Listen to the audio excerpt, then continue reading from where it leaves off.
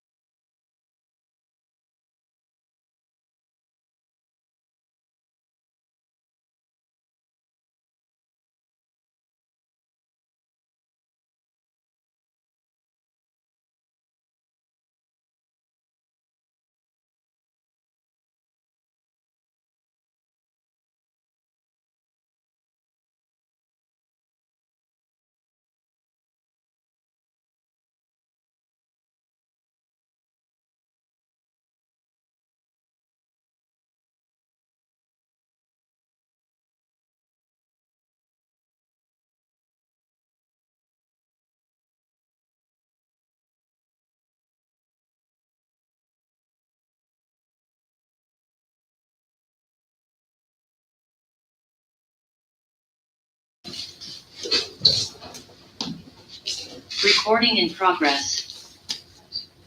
Good evening, everybody. Thank you for being here. Just going to open my notes. Okay. Let's see. Get myself situated this way. Got my best buddy next to me here. Good evening. I'm Karen Hirsch. I'm with Community Equestrian, and we're hosting this town hall tonight. We're delighted to have you with us, and I want to take a few moments to thank some folks that help us put this together. First of all, we'd like to thank the G&J Lazy P, George and Jill Pratt, and the boarders of this beautiful barn for hosting us here tonight. And we want to recognize our sister advocacy groups that have helped us put this together, the Arvada Area Horsemen Association and the Jefferson County Horse Council. They helped us spread the word to our horse community and helped us with the setup tonight. I also want to acknowledge our non-horse community partners that we've worked with this year and are here and online supporting us, especially the Ralston Valley Coalition and the McIntyre Neighbors United and the Colorado Mountain Bike Club and the Leiden Trails Initiative and Remington Homes. We've got a lot to share with you this evening, and some of the highlights are some of the great work that we've done with these community partners outside of the equestrian community. Also in the room tonight and online, we've got some leaders from our city government and from Jefferson County and from the state government. And of course, our guest of honor this evening is Lindsey Daugherty, who's helping us sponsor our Equestrian Bill of Rights. So let's say hi to Lindsey and give her a little I'm sorry, who is she? Okay, thank you. Where is she? Thank you, Lindsey. Brilliant. Okay. Let's see. Advance my slides. Just a couple of things, housekeeping before we get started. I want everyone to know that we've set up 2 live stream links this evening so folks can access this online. The Arvada Area Horsemen Association has set up a Zoom link, and the Ralston Valley Coalition was kind enough to set up a live stream link. Both of those links can be found on our website with www.communityequestrian.org. So if you've got friends that are texting you and asking you how they can tap in that way, you can direct them to our website. I want to let you know that this program is also being recorded, so you'll be able to tap back in through our website and see the recording of this when we're done. The program this evening will run about 2 hours. We've got 2 parts. For the first hour, we're going to make some presentations, and then we'll open it up to a question and answer session for the Equestrian Bill of Rights. I'd like to get started with talking a little bit about how and why we're here and the road ahead.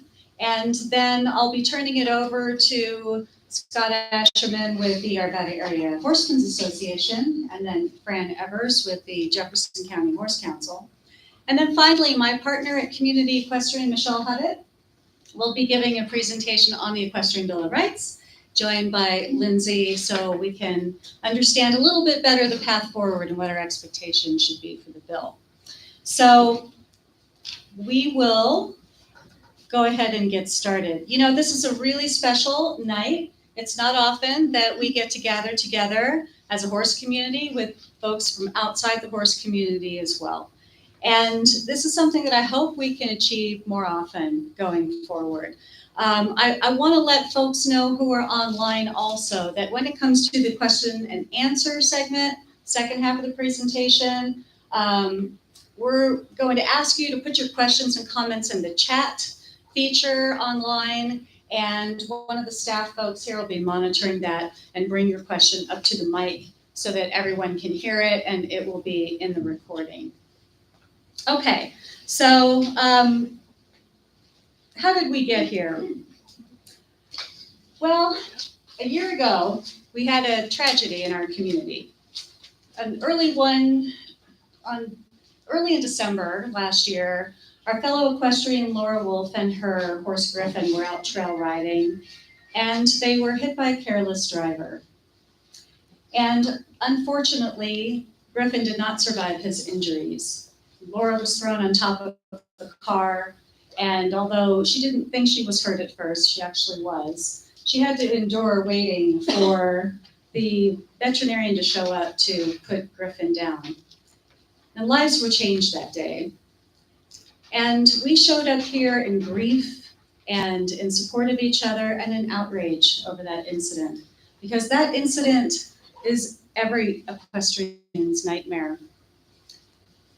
And it happens more often than you would like to think. You know, data shows us that nearly 70% of equestrians have reported some kind of near miss, close call, either on the road or on the trail, while out riding.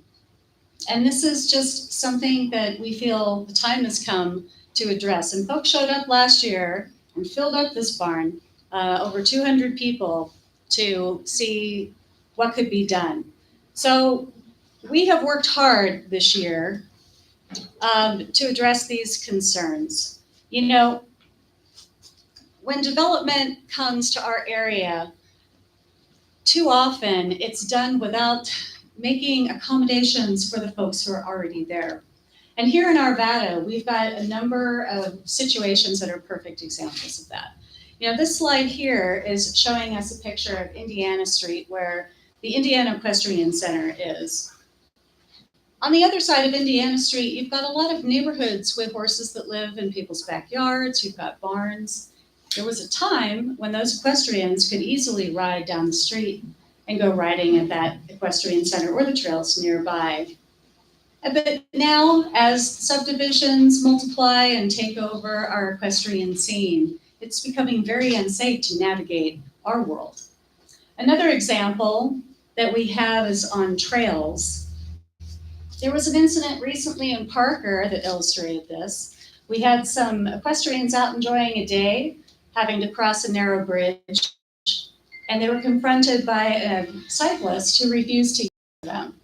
And I believe that incident made the news, and our equestrian did a great job trying to calmly share the rules with the cyclist.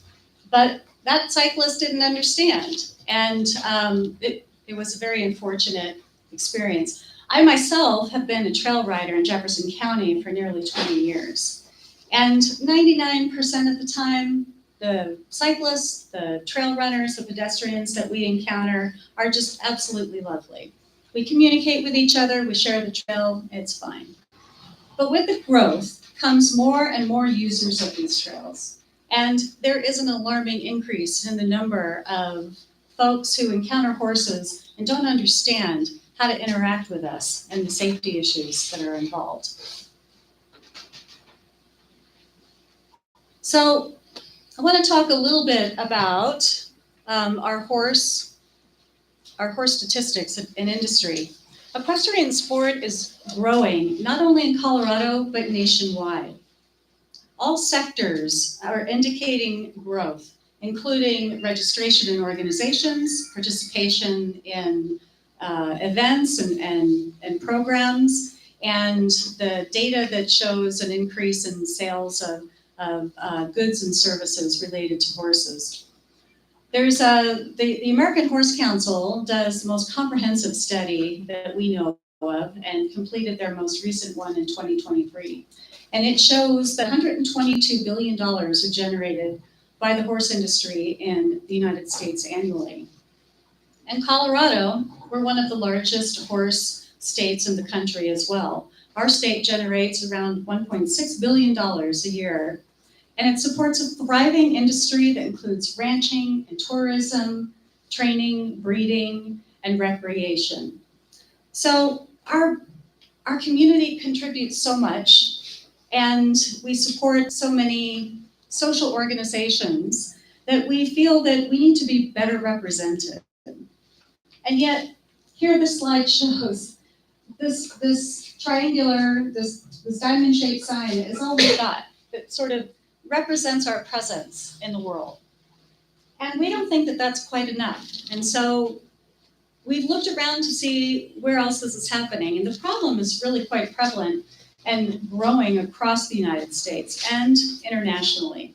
The sign on the other side is what we've learned from our friends in the UK, who recently passed a law in 2022 that changes their highway code to require motorists to slow to 10 miles per hour and maintain 2 meters, which is 6 feet for us, when approaching an equestrian.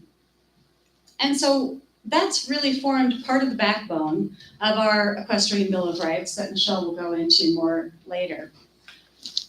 Our Bill of Rights is about safety. It's also about representation. So as growth comes, it's not that equestrians don't want new neighbors. Neighbors want to come live where we are. It's beautiful here. Not everybody wants to live in a 10-minute city where they can walk from home to work and all the places that they want to go. A lot of folks want to live in what feels like the countryside. They appreciate seeing horses. They want to be able to have the horse experience for themselves and their kids. They appreciate the open spaces, which is why we've been able to find such partnership with groups like the Ralston Valley Coalition and McIntyre Neighbors United. But one of the problems that we're finding is that because we're not represented well in our community master plans, they don't know that we exist. And so accommodations just aren't being made to accommodate the equestrians that exist in our community. So we're hopeful that this Equestrian Bill of Rights will help correct that problem too. Here at Community Equestrian, we believe that the answer to solving some of these issues is not to trying to isolate and preserve things so much the way they were, but to find solutions to problems together. So we have worked very hard this year to connect with our community leaders, with our community partners and other neighbors to help explore ways that we can improve our situation. And we intend to continue doing that. I know that some of the folks who've tuned into Community Equestrian have heard us talk about equestrian legacy corridors. That's a project that we still would like to find a path forward on. It is, what we need to do is fund a study looking at the challenges and the solutions to solve some of these problems that we're facing keeping the horse community alive and well. But it's a complicated issue, and we need to do a lot more stakeholding in that. It's our hope that by this time next year, we'll be able to form another meeting like this where we can get together and tell you that we're moving forward with that project. But we felt that the Equestrian Bill of Rights was the best place to start. But we've had a lot of other success this year. We have been able to negotiate an agreement with Remington Homes to make a substantial donation from Table Mountain Ranch that was closed, donating the proceeds that were left over from that property to other nonprofits serving the horse industry here. We want to keep working with the Arvada Area Horseman Association and other sister organizations. There's too much for any one of us to do out there. Our network in our horse community is extremely important. And the way forward is to work together. So I know it's very confusing in our horse industry, in our horse community. We have a lot of different groups. And for our non-horse friends, I want to just address that for a moment. If you take away anything from this presentation tonight, I hope you understand us a little bit better. I know we've got breed organizations and competitive organizations, youth organizations, therapy, and all the rest. And then we also have these advocacy organizations. And they're more or less organized by county. And it's very important that that continues to exist. Community Equestrian has kind of emerged in the last couple of years as something of a special forces unit, if you will, that takes on some of these bigger and more complicated issues so that our advocacy groups can remain focused on their unique jurisdictions and the challenges that they face. But in no way are we trying to dismantle that group. We're trying to enhance the system, and it's important that the system continues to work. And that's the message I would like our equestrians to take away from tonight's presentation, is that your advocacy groups are working for you, and that we need to work together, and that we are excited to launch our Equestrian Bill of Rights, and we have more projects to come. And with that, I'd like to hand it over to the Arvada Area Horsemen's Association to share a little bit about what they do with Scott Asherman. You want to advance those slides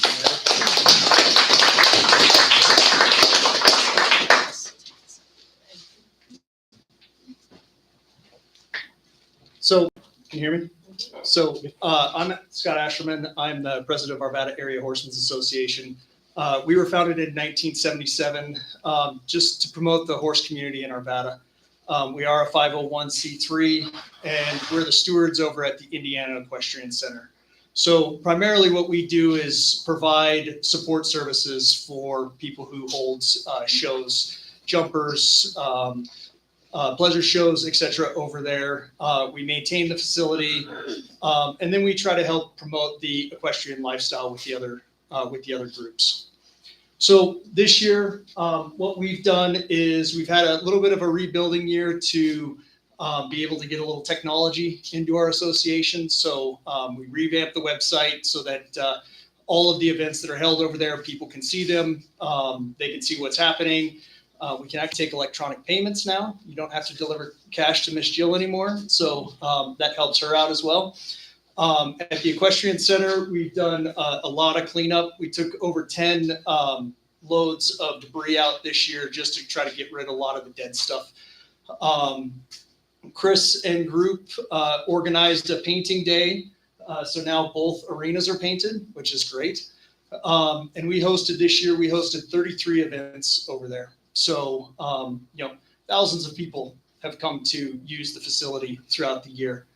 On the community engagement side, we've put in our comments into Together Jeffco for the full Jeffco master planning. We help support the petition for the Light and Rock Trail system to allow equestrians to also use it, not just hikers and mountain bikers. And we've collaborated with Community Equestrian on the Equestrian Bill of Rights. So our big project for the year was adding phase 1 of a cross-country course out there to increase the types of usage for the areas. So the first round we put in, I believe it's about 10 jumps for a cross-country course, primarily to get feedback and see what people think. And then as we move forward, assuming people like it, we get a lot of usage out of it, then we'll be adding more usage to it. So what's coming up in 2025, our main goal is to increase usage of the Indiana Equestrian Center. So adding phase 2 and phase 3 to the cross-country course, additional obstacles for people who want to just ride obstacles, trying to add different types of events for people outside of what we're currently using it for. Further community engagement to try to get other people who aren't in the horse community to try to join the horse community. We also have a representative on the Jefferson County Commission for Equine and Agricultural Heritage, and we'll be working on the Equestrian Bill of Rights. So some of the potential improvements that we're looking at, primarily care of Community Equestrian negotiating, getting some of the equipment from Table Mountain Ranch is potentially covering one of our arenas so that we can use it more year round, have lights, be able to get out of the sun when it's 200 degrees outside, adding the phase 2 and 3 to the cross-country course to get us up to a full regulation cross-country course, putting in a dressage arena. So we've got another arena for the other equestrians to use.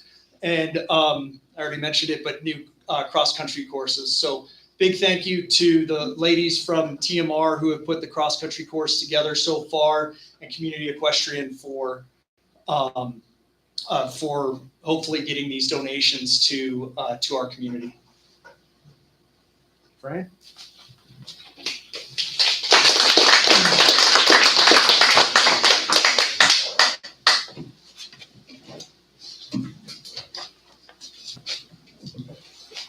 Well, I'm Fran Evers, and I'm with Jefferson County Horse Council, and I'm a co-chair of the Land Use Committee, amongst other things.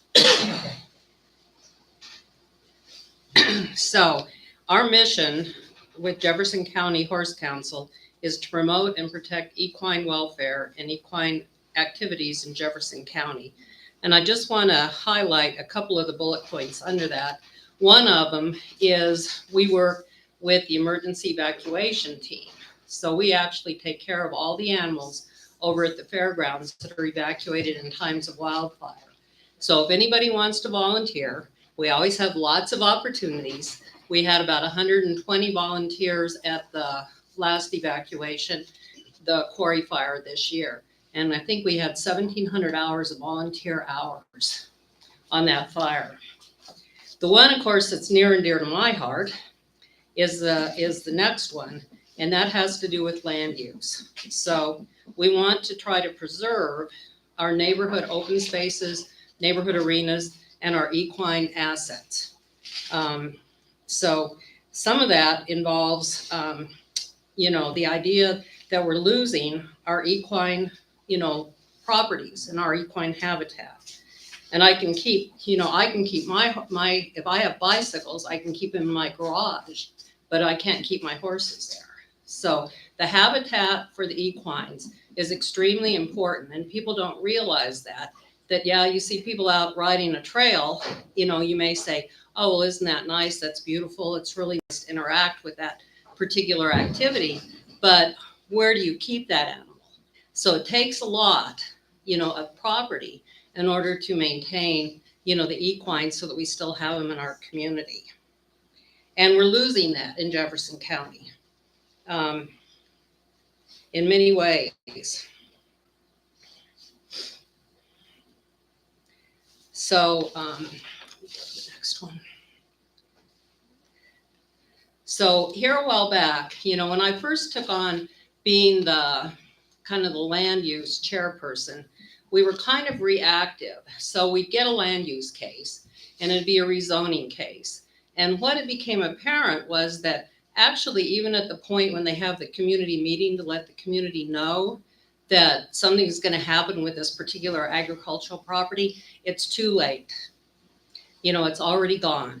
We go through the rezoning and then the platting. So what we try to do is think about it in a more proactive way. So some of the things that we started to contemplate was raising the awareness and the value of equines and equestrians to the Jefferson County public officials. Because it seemed like the public officials, really had the say on a lot of the land use cases, and we wanted to make them aware of the importance of maintaining an agricultural and equine community. We do have, it isn't just us, it's a community as a whole.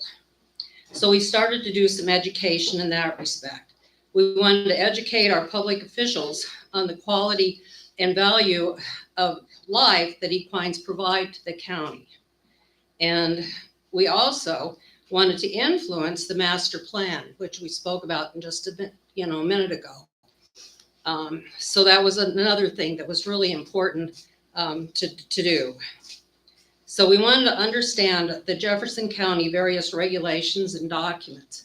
And what I found in reviewing a lot of them, I think I found one regulation that it indicated that a horse consumes more water than a dairy cow per day, which is crazy. So it was some astronomical amount of gallons, but that comes into play when they're figuring out, well, can we have a horse on this, especially with a lot of the mountain overlays with the mountain groundwater? Is it permitted to be able to have animals with the water requirements? So you have to watch all of those little details. Lately, we found some contradictory things where it says in one reg that boarding of animals is a permitted use, But in the same regulation, it says it requires a special use permit. So which is it? You know, so it's been very interesting to kind of start to pick those apart. And it isn't a lot of fun to review those documents, but it is so important because we can really pinpoint where things may go wrong. So that's some of what we work on. The most interesting thing was last year when we had the terrible tragedy, we had basically 3 things come together all at one time that kind of was like an aligning of the stars.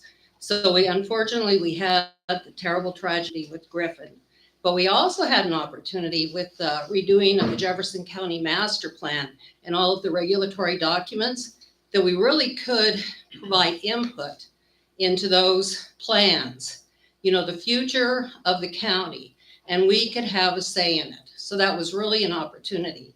And the third thing was the formation of Community Equestrian, which is a tremendous advocacy group and has really pushed a lot of this forward. So we have been working, kind of a recap over our last year. We've been working a lot with Together Jeffco, and we've been to many roundtables, all the open houses. We provided input and suggestions about land use and that sort of thing.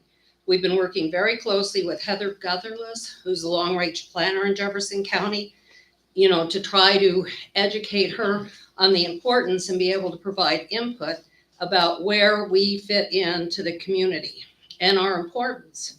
We've also reviewed comments of proposed plans and regulations, and there'll be many, many more of those coming out over the next year. And like I said before, it's really important to study those very closely so that we can say, well, this doesn't make sense, or this is contradictory. We've also worked with the Planning Commission. So Tim Rogers was invited to speak at JCHC to sort of explain the process, the development process, so that we become more educated on how to deal with the county. And it's very important that we understand how to do that and which steps to come into. We've also had additional discussions with him about ways that we can preserve, you know, our community. One suggestion that we kind of kicked around was the master plan has certain areas for the provision of displacement of wildlife. And his comment was, well, aren't equines as important?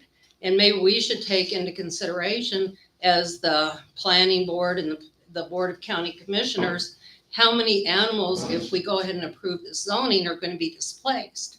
You know, wildlife is considered, aren't equines and other agricultural animals as important? So that's kind of some of the work we've been doing this last year.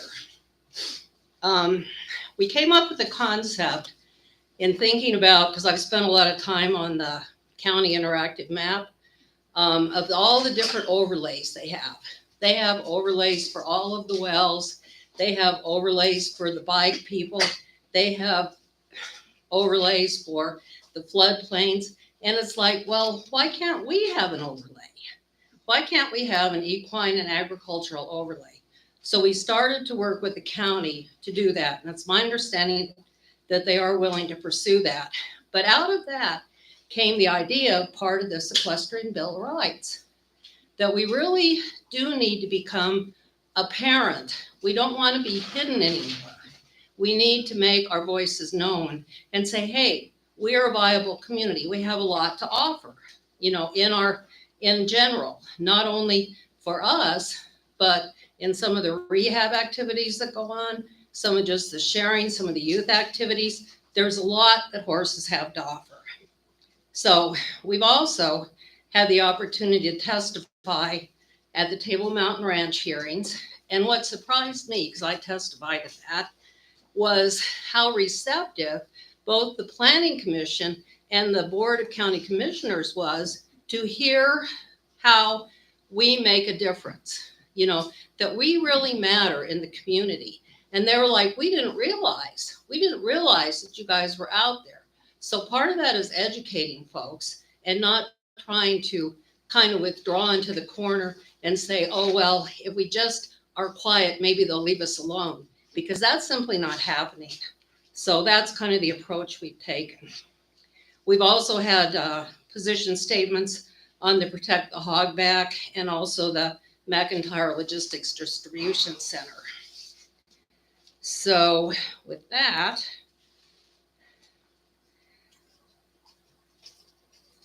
the other things that we've been doing is to recap a little bit that are outside of the county officials is we've met with the Historical Society of the Historical Commission and the Department of Agriculture. We had an equestrian table at the recent Meet the Candidates event. We've done input into the future of Bear Creek Lake Park, which is near and dear to many of our hearts. We've attended open houses and commented on the Wheat Ridge Master Plan. My compatriot out here, actually, we attended that together. And we collaborated with Community Equestrian on the Equestrian Bill of Rights. So with that, the highlight of the evening, I'm going to introduce Michelle Hovitt, and she will go into the particulars of this very exciting initiative.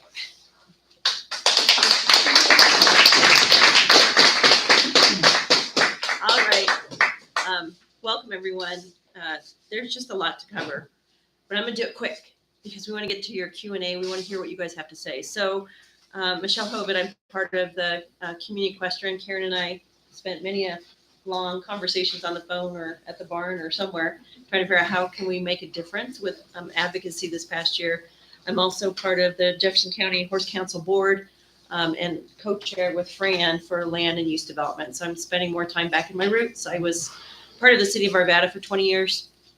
I ran their technology department and then was the deputy city manager there, overseeing planning and development, economic development, a few other departments, but it brought me back to my roots. So I'm kind of, going back to where I came from. But what I love about this is democracy in action. So when we met with Lindsey, she was here last year. Her and several other elected officials came and showed support, but Lindsey really stepped up for us. So she has been guiding us on how to approach advocacy, how to approach stakeholding, and how do we focus on one thing that can make a difference in our community for equestrians. So I wanted to add everything plus a kitchen sink and a couple bales of hay into that whole mix of things that we wanted to do. But she really focuses on really what is the one thing that we want to impact, and that's safety. And have equestrians have a voice. And so we've come up with the Equestrian Bill of Rights. Karen has been crafting all of this, putting it all together. We sent it down to the state. The attorneys there are looking at the bill that Karen put together. We're doing research. And this is phase one. We've kind of put a stake in the ground. If you don't know, the legislators get 5 bills a year to bring to the table. And Lindsey gave us one of hers. So this is huge. This is a big deal. So we appreciate your support, Lindsey. I'm gonna kind of quickly go through what we're thinking about, but this is our phase one thinking, and we want all of your input tonight. So we'll be at the state level? Sorry. yes, Okay. state of Colorado. Got Yep. And then the U.S. and then the world. So we do have some folks that we've been talking to in the UK and New Zealand and other places that are doing this as well. So, but the preamble that we put to this, we want to have the right to travel safely on roads and public trails. We want to have access to roadways, especially in urban areas as things grow. When we do land development conversations with the county, with the cities, we're not anti-growth. What we're trying to do is figure out how do equestrians fit into this realm, because people have a right to sell their property for what they want to sell it for. So we want to figure out how we fit in there. We want to educate folks. We have a platform to stand on. This Bill of Rights will give us a bigger voice across the state of Colorado. And we're just seeking safe passage. I can't tell you, I walked my horse Romeo, for those of you who know him through social media, across the bridge over here towards the Indiana Equestrian Facility. And so many times people are going by 50 miles an hour, honking their horns. Luckily, he's fairly calm. I'm staying on the outside and putting him on the inside, trying to keep him in, but it's so dangerous. And so we're excited to have hopefully equal footing, if you will, for not only equestrians, but equal footing with pedestrians and bikes. So there's been laws passed or state regulations for both of those road travelers. We want to add equestrians to the mix. So we have a 3-step process. We want to identify where in the world are these horses, right? We don't want to put laws about horses in places there are no horses. So we want to identify these equestrian zones. We want to figure out how to work with the cities and counties across the state and the state as well. Because, if you know your geography and the levels of government, this is actually an unincorporated Jefferson County, has an Arvada post office. Indiana is a state road. So we have all these mixes of things, different levels of government we have to work with. We want to talk to all of them, educate everyone across the state about how to secure these areas to make them safe. And then finally, we want to adopt the wide and slow, pass wide and slow doctrine that tells people, if you see a horse, slow down and give us 6 feet, because that horse can easily swing 6 feet into the road. So those are the 3 things I'm going to go through pretty quickly, but really I want to hear what you guys have to say tonight. The equestrian zones, we've created a map identifying in this northwest part of Arvada where there's concentrations of equestrian properties, boarding stables and others. And so there's little pockets that I think we can start concentrating in, working with the cities, the counties, the state, to figure out how can we make things better, how can we require better signage in those areas. We want, as Fran said, we want to be on the map. So we've given the county all the equestrian trails, facilities, other things that are equestrian related. If you look at this map, all those colored lines that you see, the reds, the greens, those are on bike trails and bike access points. So, and pedestrians, but why can't we add horses to that mix? So let's just be in part with those other 2 trail users or road users. And then finally, signage is a problem. We want to all be safe together, and we see that. It's hard to see it, but the upper right-hand picture, that's on Easley Road, and it says by state law, you have to move over 3 foot from a bicyclist. So that's state law now, if you don't know. We get the sign with the horse on it that just says for the next 1.5 miles, but you don't know what to do with that. What does that mean? But to Karen's point, we all do 99% of the time get along together on the trails. We just need to figure out how to work better together. So I thought I would go back to when you were 16 or 15 and give you a quiz. Do you guys remember driver's ed way back in the day? And some of the high schools had like those driver things you got to drive. Like you're really in a car, but those have gone away. It's all about the sign and the shape. Does anyone know what an octagon means? If you see an octagon sign, it means stop, but there's other octagon signs.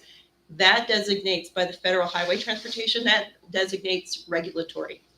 You are required to do whatever is on that sign. That don't happen anymore. No, rolling through. Yeah. Again, awareness. We need to. That's a whole other problem to solve. What about the diamond? Karen brought that up. Warning. Yeah, warning something could be ahead. Does it make you change your behavior? Does it regulate anything? No. No. Might slow down if I'm hauling horses. Yeah. And then there's also triangles that also do warnings and can be also regulatory in nature. So there's a whole bunch of different rules that are out there, but we were only taught them once in driver's ed, or if at all. So we want to change that. We want to get people more aware. And we want to add horses to the mix. There's no reason we can't add horses to these signs. So when you have a people crossing sign or a bike crossing on the road, let's add a horse to the picture. Easy. With the vinyl, we can just put it on there. If we see it on the ground and there's bike paths and pedestrian walkways, let's add a horse to the pavement. That's not too hard. We can help the cities and counties do that. So there's ways of adding horses. There's the triangle, right? Yield, state law yield. Why can't we add a horse yield sign? So ways of doing it, it can look different ways. We already have the trail signs that nobody truly understands. They have the bicyclist, they have the hiker and the horse, and there's arrows. Like, what does that mean? We need to hopefully clear that up a little bit, but we want to make sure that everyone's using the trail and enjoying them. But we could put that horse sign and maybe put something below it. I'm hoping for the very right-hand one where it says pass slow and wide. That gives people an indication of what to do when they see that horse. So hopefully it just easy signage and education will get us there. So the goals for this section 1 is to require municipalities and others to access safe and well-maintained roads that include these signs. Identify those locations. We did a lot of that with Together Jeffco. We all put places where we'd love to see a crosswalk for equestrians and bicyclists and pedestrians as well. And then, what kind of signage really works. When you're on a horse and if there's a pedestrian crossing sign, it's usually like down here that you have to push the button. We would love to see if there's a way to modify that so you can just kind of reach over on your horse and push the button to have the crosswalk as well. So the last thing we want to look at is pass wide and slow.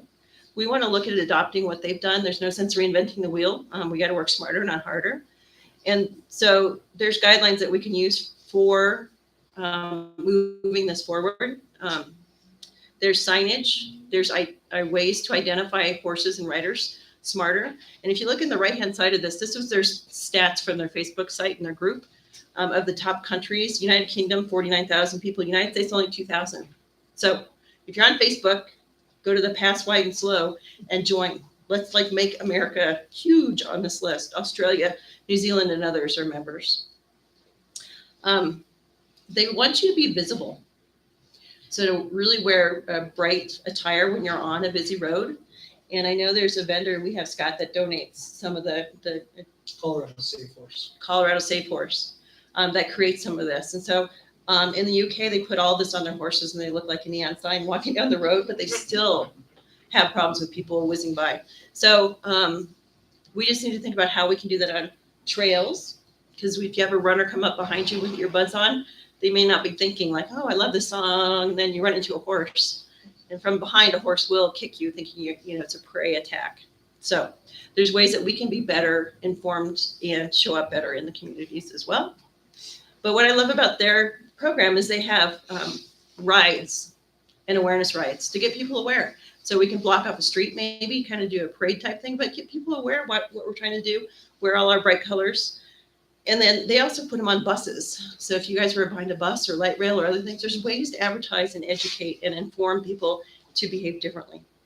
So the stats kind of hard to read, but 85% of road accidents involving horses occur to vehicles passing too closely or too quickly. So that's a statistic I'd love to see go the opposite way. So I think we can do that with some of this work. So this goal is really to adopt this wide, pass wide and slow. And with that, I'm not going to read all these words. This deck will be available to you. What I really wanted to do is bring up Representative, soon-to-be Senator Lindsey Daugherty, and she can talk to us about kind of the process that we're going through, and then we're going to turn it over to Q&A. So thank you very much.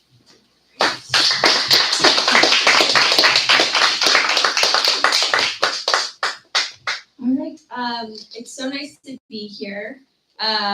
You have some incredible advocates up here. I just want you all to know how much work they have done. It's inspiring and amazing. So I just wanted to give them a shout out. I remember last year when I was here, and I actually spoke to quite a few of you afterwards in the months following, kind of explaining the legislative process and what we do at the Capitol and how you could pull a bill and get a bill passed. A lot of time, and I let you all know that last year was a bit too soon. I thought, in my opinion, to run legislation because session had already started, and that if you wanted to run something, really we needed to start the summer before session, which is exactly what has been happening.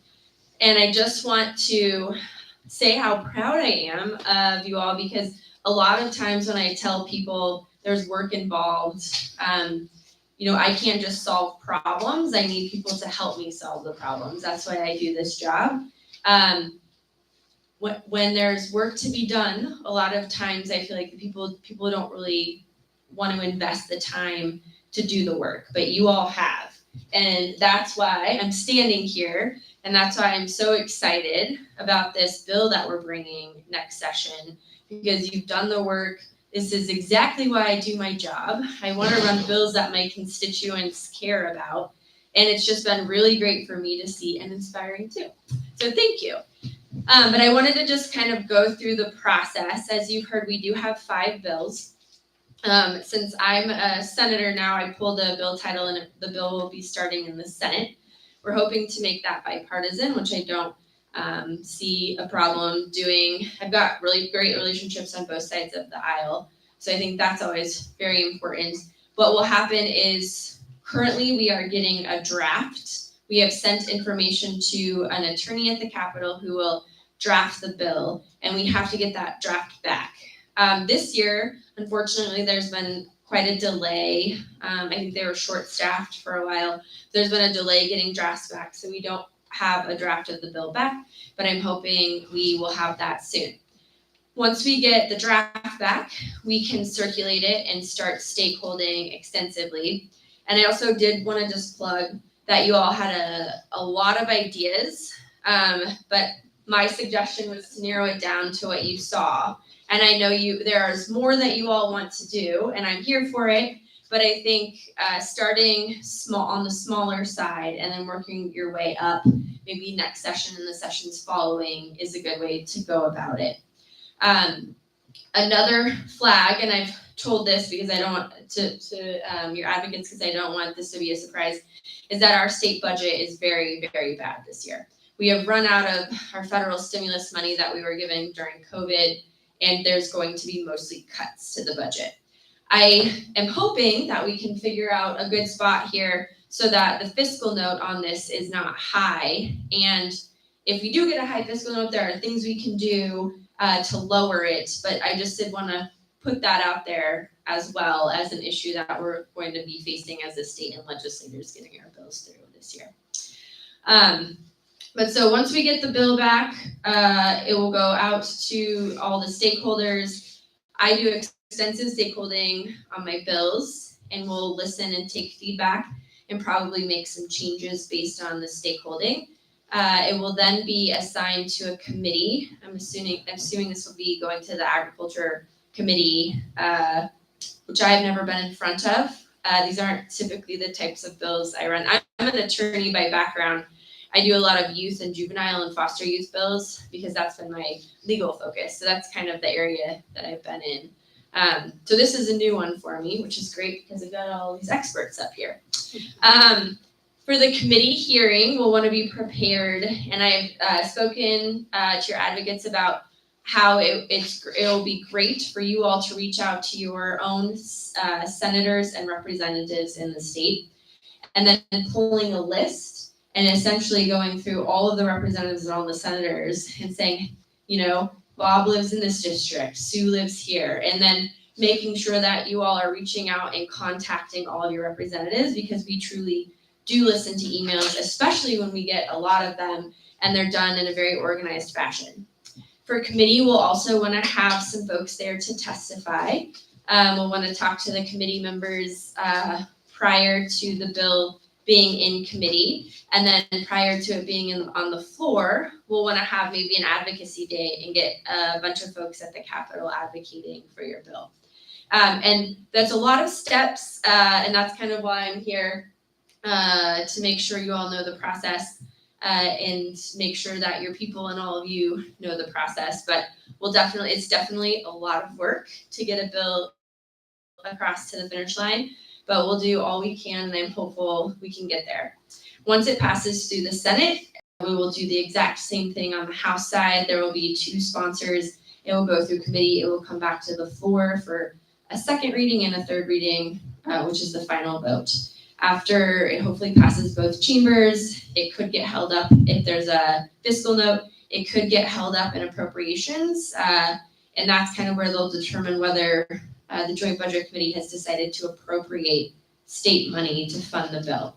Again, I'm hoping for a minimal fiscal note, and we can come across that bridge when we get there.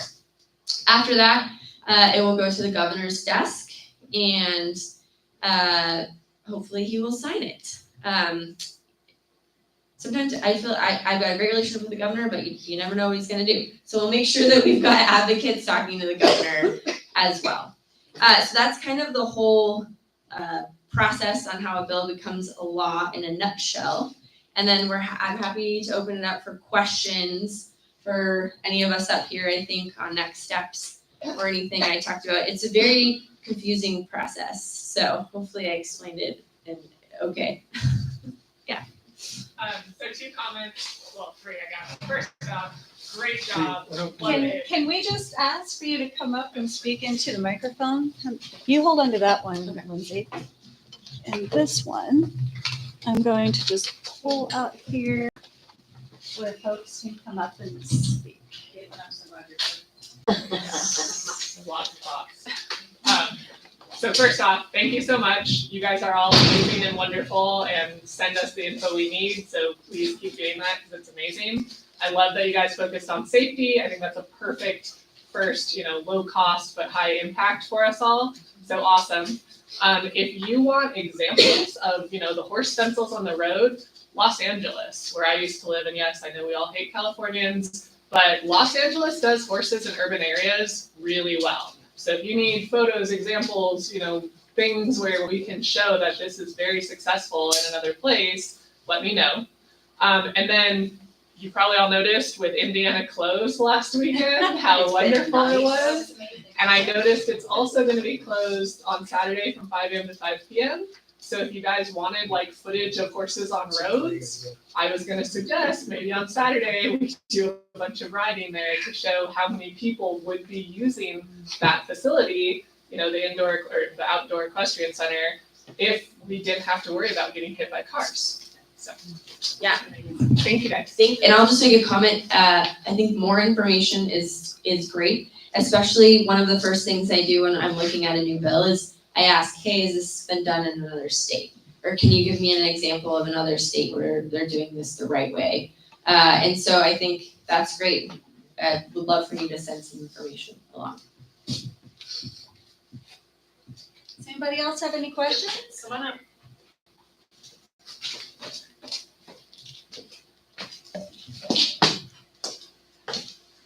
Right here? Or- Yep. Yeah. Okay, do I just talk? Yeah. Okay. You got a little higher for you. And get close to it. Okay, basically, I'm wondering how I can, get involved in as much as I can. Because of course, this really does affect the future. And, honestly, I'm so glad this is happening. Of course, I have been in the past, I was involved in an accident with a buggy. And so that definitely, and like education is one of the biggest things. Like I know at school, because I'm in high school still, and of course, so like people don't even know it exists. It's like a joke. So for like within the community, of course, most people know how profitable it is to be in the community, or just how fun it is and how important it is to so many people's way of life. It's a culture of its own. Many people have family ties. And I think the biggest, and I just think, and I really love to get involved any way I can. So I'm wondering what's the best ways I can do that? Oh, gosh. I think from my perspective, and I'll let Karen speak or whoever, but we love it as legislators on committee when high school students come in and testify because they never do. And so I feel like whenever we have young people come in, everyone listens even more. So right off the bat, that's what I would say, and then I'll turn it over. Okay. So we've got a sign-in sheet over there, and we'd love to make sure that you put down your name and your contact information, and just make a little note, put a little star next to your name, and I'll know that we need to reach out to you directly. Thank you so much. Do we have any other questions? We have one online. Great. We'll take the online one after this one. So it may be premature, but do we know what statutes or like which titles are gonna be amended to address this? Or are we just waiting for it to come out of drafting to figure that out? Yes, we will, when the drafter gets the bill back to us, and they'll have everything cross-referenced and have the correct statute cited. But to your advocate's credit, they've done an amazing job with research, like incredible job. So is it anticipated to be spread across like the county land use ordinance and the traffic code and things like that? Because it seems like it relates to a number of different topics addressed in disparate sections of the statutes. Yeah, so that's the beauty of having drafters at the Capitol. That's their literal job, is to catch and make sure that we're citing everything appropriately and correctly, and that it makes sense across the board, across the state. Thanks. Yeah. Do you want to put your question up? Yeah. Will that get feedback if I get too close? Here, I can bring the mic to you.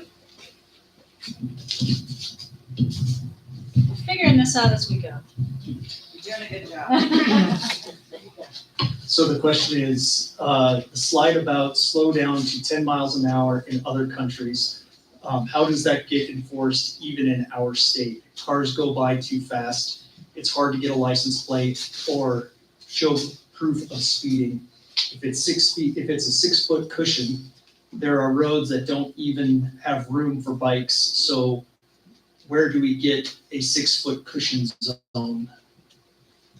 You wanna take it? So, great question. First of all, I think what we need to do is do continual awareness. And if you're on a road that, where you have issues, a lot of the folks in the UK and other places, they have to do education and stakeholding within their local jurisdictions. Just because something's passed at the state doesn't mean it always flows down or makes sense, especially for the law enforcement agencies. And what a lot of people do is they wear the GoPro helmet cams, and they'll be able to capture some of the interactions that have gone sideways, and people yelling or throwing, cups and stuff at the horses and that type of thing. So I think you need to be engaged and have some maybe different equipment or things if you're on those busy roads all the time and you run into problems. And the second question really was about The cushion. the cushion. If there's not enough room for bikes, how do you make enough room for a horse? If there's not enough room for a bike or a pedestrian, there's not gonna be a 6-foot easement for the horse either. So if you look at some of the county roads around here, even by schools, there's not even sidewalks for some of the kids to walk to school. So you just have to make do with the shoulder, but if we have the signs up saying pass wide and slow in those areas where we identify those zones, I think we'll be able to capture some of that opportunity. We can't make people go 6 foot wide, but if there's not another car coming opposite way, you could slow down, you could wait, you could move over, you could do lots of things and hopefully get around that limitation.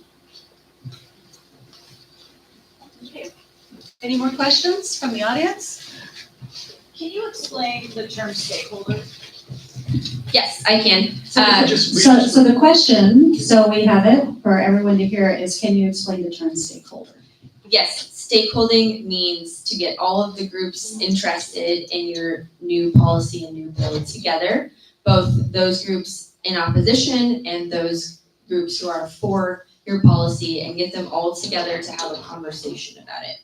So often at the Capitol, we get these bills on the floor to vote on that have not been stakeholded well, which means that entire groups have been left out, or that some legislators are bringing a bill and don't ever even talk to the opposition.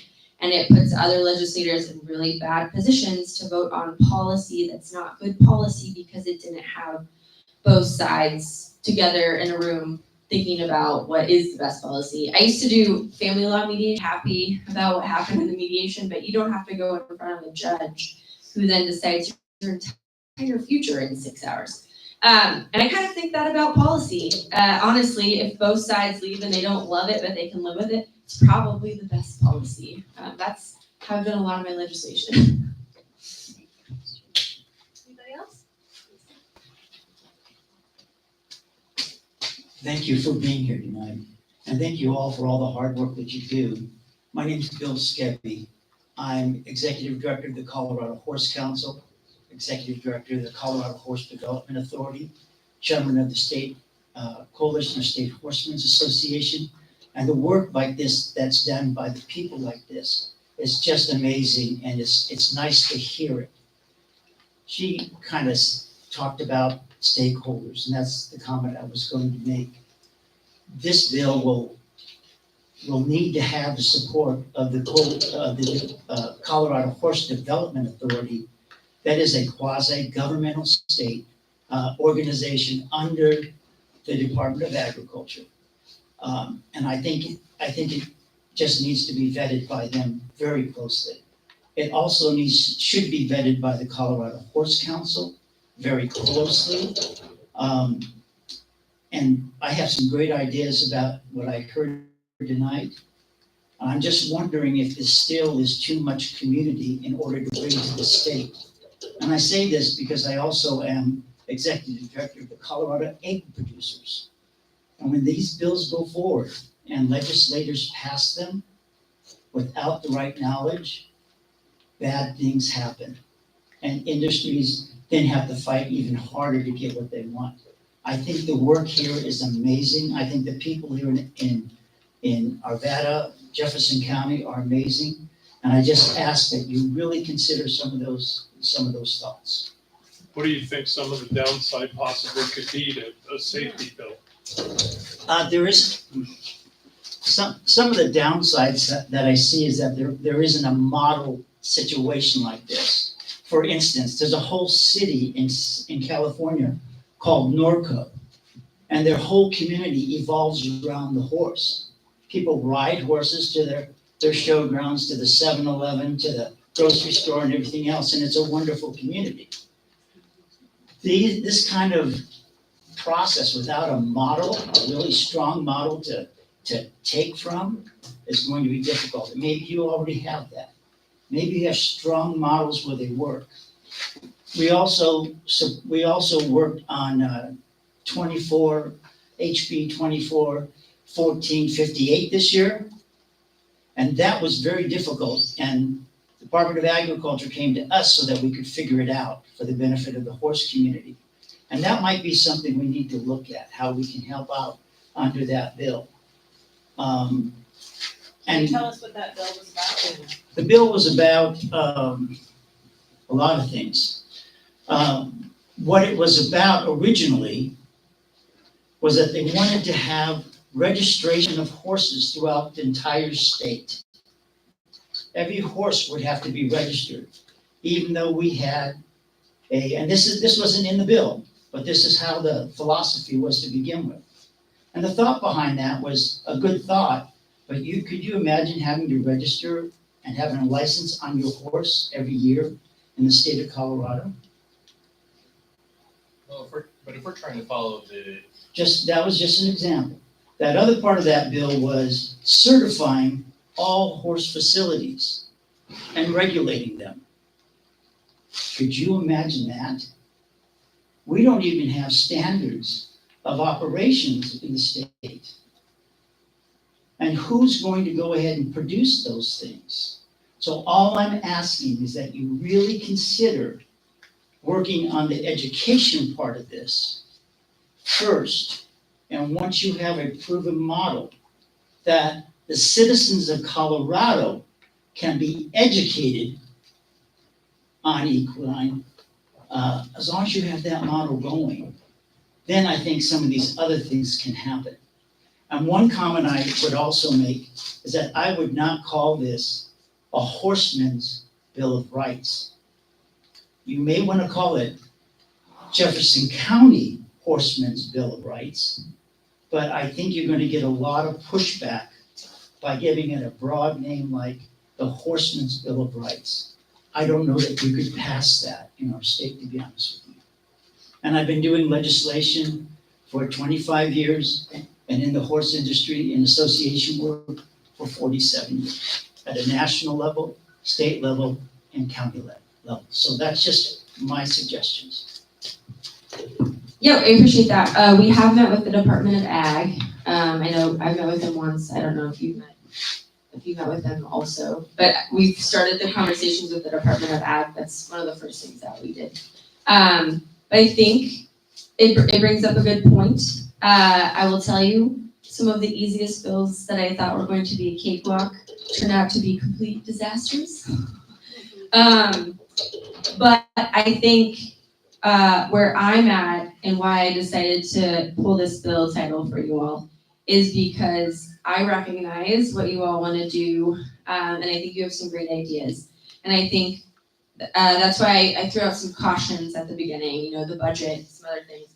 But I think that even if we try this year and we realize it's too much, we can pick it up next year, right? And keep moving forward. And I think that you all deserve that. And so I don't want you all to think it's going to be a cakewalk. So I'm glad, sir, that you mentioned those things, because it could be really hard. We could get a big fiscal note, things could happen, and it might not pass this year. But I think there's an appetite to continue to try to make things better for you all, especially given how much money comes into the state. I think that's a really good argument for protecting what you do. And so even if we're not successful this year, I'm happy to pick up the lessons that we learned this year and continue forward. And I don't know if you wanted to make a comment on any of that there. I do, actually. I just want to say that I'm delighted that Mr. Bill Skevy has attended this meeting tonight. Thank you. Thank you for coming. became important to me as soon as I knew it was happening. I've been out of state for about 3 weeks now, but got back Sunday and made sure I was here today. Well, the Colorado Horse Council is definitely an important organization and the whole network of our horse community, and one that we've been trying to make efforts to connect with on this issue for a while. So I hope this will be the beginning of an open line of communication between us. Thank you. Thanks. Anybody else in the audience? Oh, I'd love to have you come up. Well, just real quick, I was gonna ask about the fiscal note. Oh, come on. Penalty. Is it possible to use grants to help fund this? Because I know looking at other options for grants to help with things for youth sports, I know that there's millions federally available for recreation and stuff like this, so. There has to be, if you're creating a law that also has a funding aspect to it, there has to be funding. And it's not just this year, it's every year. And so grants are typically unreliable.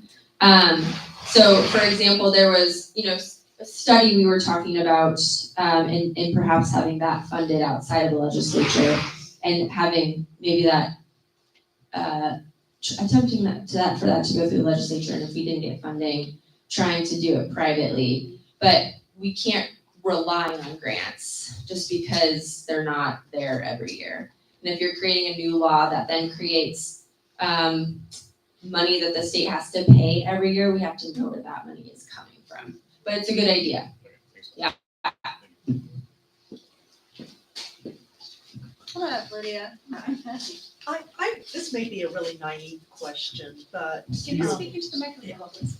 This may be a really naive question, but when you have the ballot measures that get put on by people use petitions or whatnot to get something on the ballot measure, how then does that become enforced and added to the state laws, and how do they actually make it happen?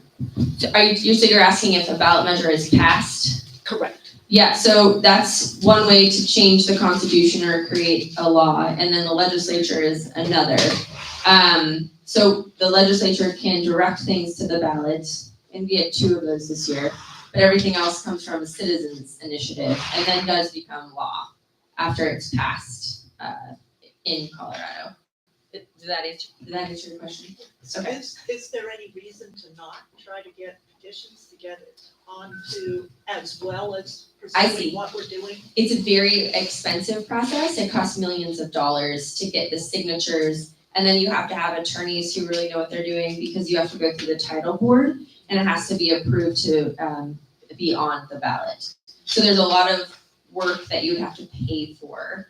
And typically it's in the millions of dollars to get those initiatives on the ballot. We have Lindsay instead. Yeah, okay. You have my best efforts. Okay. That's why I asked.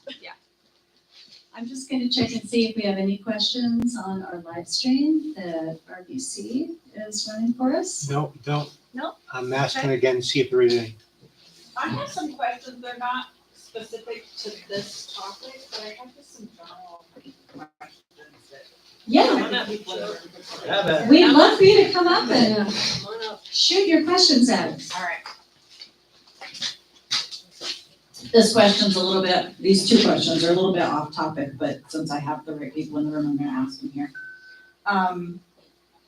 Does anyone know when the trail is gonna be continued from Silver Quarter to Bibber? So the county's doing that in phases, but it's starting from Silver Quarter through Bibber and then all the way to almost To Fairmont? Yeah, Fairmont and kind of the Horse Protection League area. So they're doing that in phases, but they said it's a 2-year project. Okay, so by 2026. Correct. Okay. Thank you.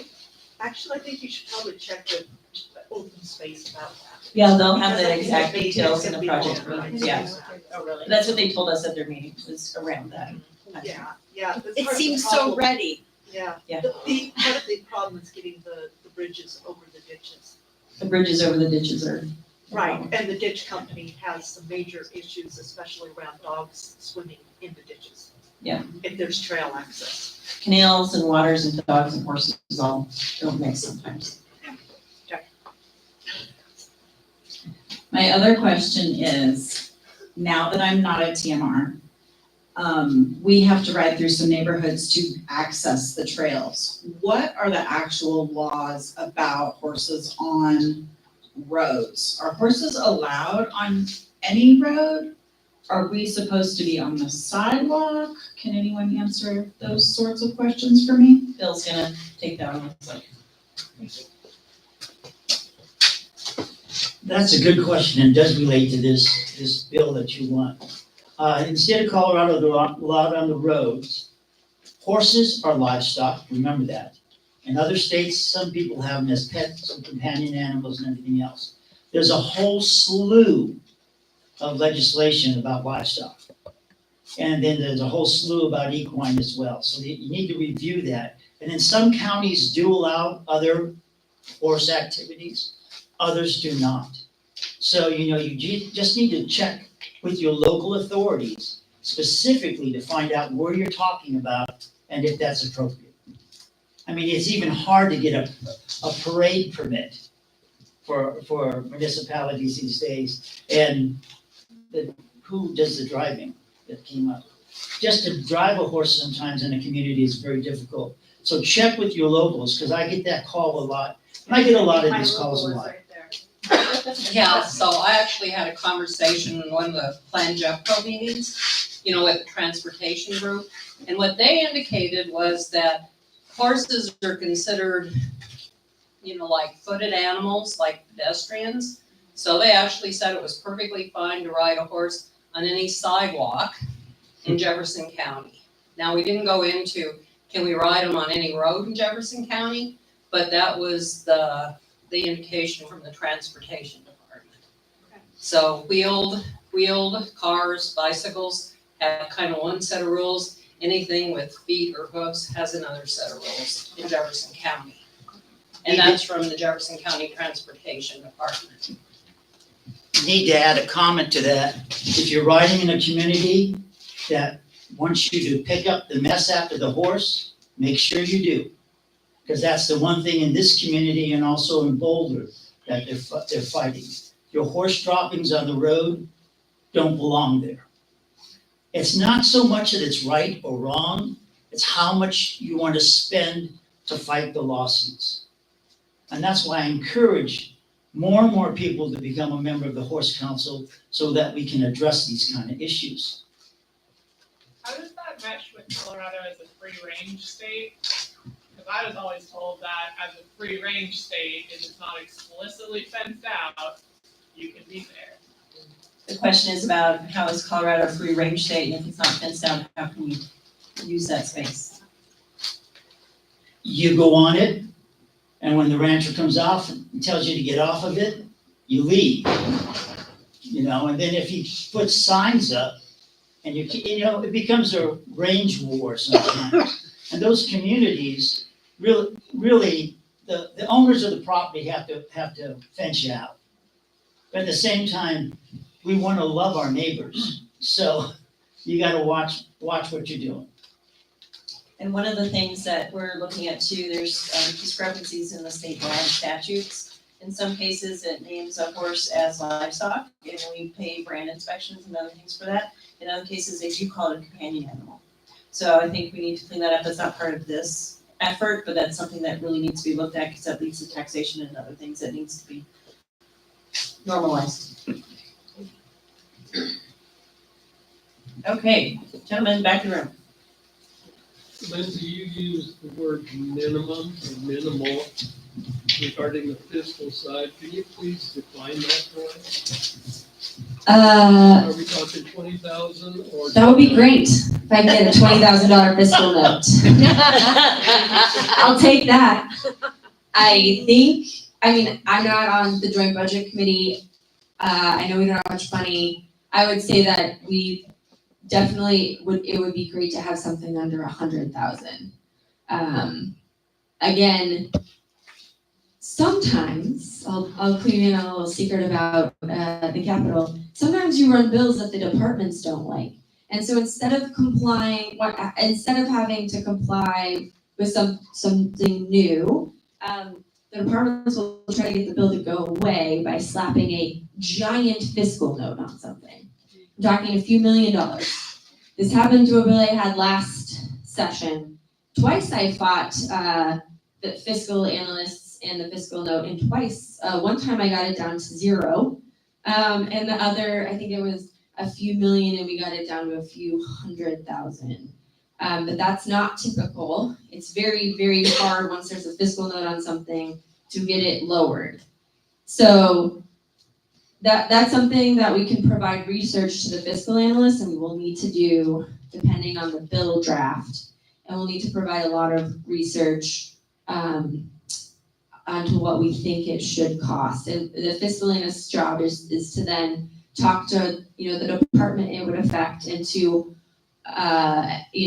figure out ballpark what the state, what the cost will be to the state. And that's their whole job. But I have had problems with departments before, not wanting this new law that was going to be passed. And so then, and if you get a large fiscal note, it's basically death to your bill. So that is why I'm worried this year, just with the lack of money that we have in the budget as well. And that's why I put it out there. I mean, the bill could pass through one chamber and committee and be great, and then sit in appropriations until the end of session and die a quiet death in appropriations because the Joint Budget Committee has basically decided not to fund it. That happened with hundreds of bills last session, and we had more money last session than this session. And it just never comes out of appropriations, and it dies. And so, like I said, I think it's good to know all of these things because I also want to manage expectations. But you have my commitment that if something doesn't work out this year, we can take the best parts or start again the next year, because I truly believe in what you all are doing. And you've worked so incredibly hard the last year, and you've taken all of my comments and suggestions and done them. And I'm just really proud to be here with you all. So, like I said, we can try and fail and keep trying, or maybe we can be successful this year. And hopefully that will be the outcome. This is a question for you, Representative. Does this bill cause fiscal responsibilities to all the various communities along with states?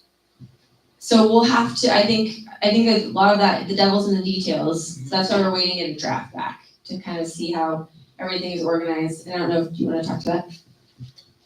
Well, and again, we don't want to peanut butter spread this effort. We really want to identify criteria for the equestrian zones. Where are they at? How does it really make sense for a municipality to put this different signage out, that type of thing? How do they enforce it? We know horses aren't everywhere, so we want to make sure that we kind of start small and grow big if we need to. And so these equine zones will be part of their master plan? Correct. Their current master plan or the previous master plans? So we've been working with at least the recent jurisdictions that have been redoing their master plans. So we're hoping to move forward with the new master plan. Are you asking if this will be retroactive? Yes. Yeah, my inclination would be no, because it will be harder for that to happen. But that's something I will certainly take into consideration, and I think that we just need to have a further discussion. It's always harder to make legislation retroactive. So that's having everything redone as opposed to when there are new things happening, just incorporating our new legislation into those things. That's typically how I run my legislation. But that's a longer conversation for us to have. Just following examples like the bicycle law and stuff, if you're looking for examples in communities, what did they do to pass the bicycle law for passing 3 feet? Because how many lives had to be lost before we passed that law? That's kind of the question I'm going. If we're looking to follow examples, do we need to put white horses where we've lost horses? Yeah, and I think Could you just repeat a little bit of that for? Yes, so the question, or it was mostly a statement, is that how many lives need to be lost before we do something? And do we need to start Yeah, just follow, sorry. How about you come up, so I don't have to hear it? No, it's perfect. The question was kind of it was a statement and question at the same time, of using examples, and if the bicycle, getting a lot passed to for 3 feet when you go by bicycle, following that example and what they did to get that law passed, if we can follow that for the equine world, because I get it, yes, there are more accidents with bicycles because there's more bicycles on the road, but at what point do we have to use more horses or even people before we have to pass this? And I get the fiscal part is tough, but there had to have been something they had to do to get theirs passed. Yeah, and we can certainly look at what the cyclists have done and when that legislation took effect. I think that's a great information to have. I don't off the top of my head have those answers, but yeah, that's certainly something we can look into. And I did want to mention, because it's just, I just remember this, but I was at a breakfast this morning with the city of Arvada and many of the councilors and the mayor. And I mentioned this bill and they were all really supportive and really happy that we were moving forward with it. So it seems like we would hopefully have Arvada city's support in this set. So I did want to mention that. Does anybody else have any questions?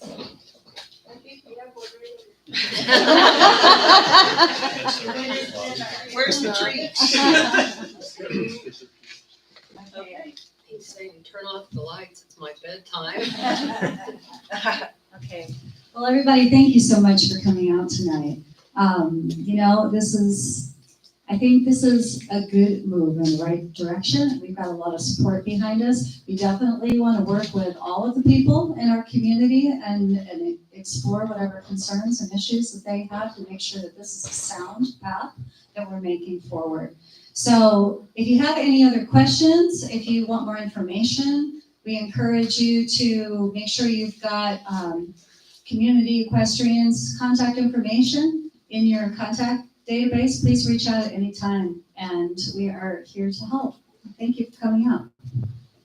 And I would just add, all of you, we put links to the website in this presentation. We'll get it back out there, but join the groups. If you're not part of Arvada Area Horsemen, join them. If you're not part of Jeffco Horse Council, join them. Karen and I are just working with Fran and Patty. We're 4 people trying to do this for Community Equestrian. Come to our Facebook site. We don't have a true membership yet, but please come join.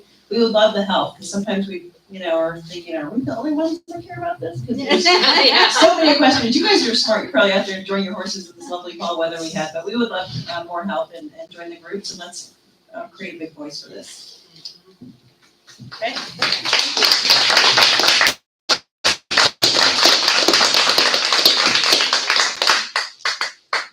And please take the candy and cookies with you. Yes. Or the cat will eat them. Oh, yes. Okay.